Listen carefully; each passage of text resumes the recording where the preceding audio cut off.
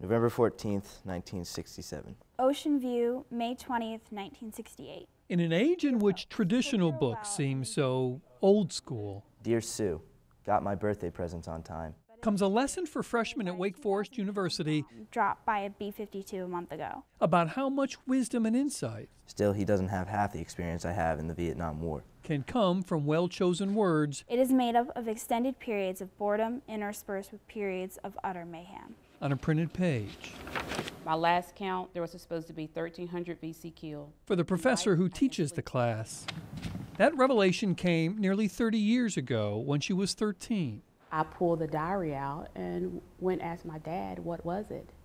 And he just looked at me with this look on his face, like, where did you find that? October 7th, 1967, we go out on our first live patrol mission.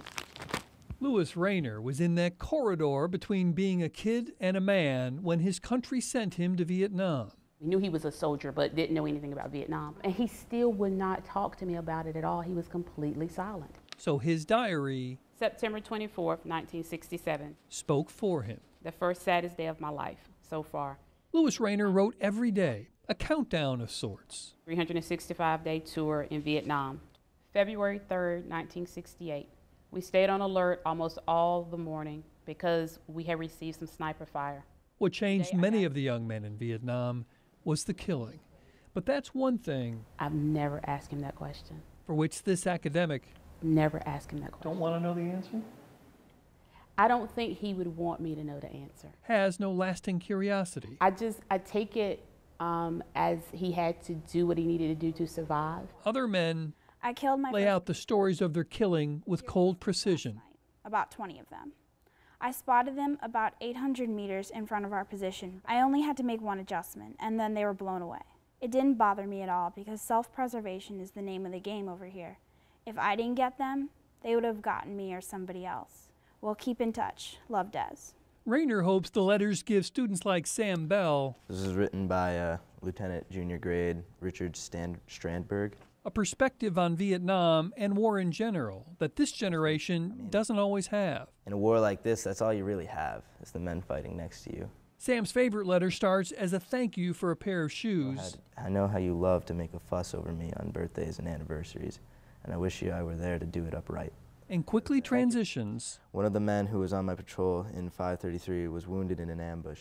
into an analysis of what succeeds in jungle warfare. The commanding officer of 522 is in many ways ignorant of this patrol business. Success in fighting this war doesn't come from years of naval service or age or intelligence. It comes from a sense of survival and the ability to profit from one's experience.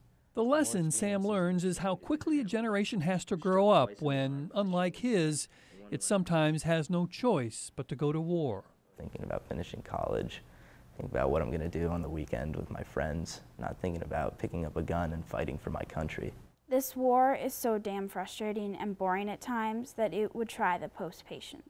Savannah Hampton's favorite letter is from the soldier who seemed immune from the effects of death all around him. I took a patrol out and found a lot of blood, but no bodies. It just shows how this Vietnam War dehumanizes him because he doesn't have a problem with killing. April 7th, 1968. Professor Rayner wants her students to understand the inhumanity that comes with war, It can take people from you. It can destroy lives. but to also understand that what appears to be a tragedy can have a happy ending. And there's this ideal and story of healing and redemption. Bob Buckley, It's just a fascinating thing that he did at such a young age. Fox 8 News.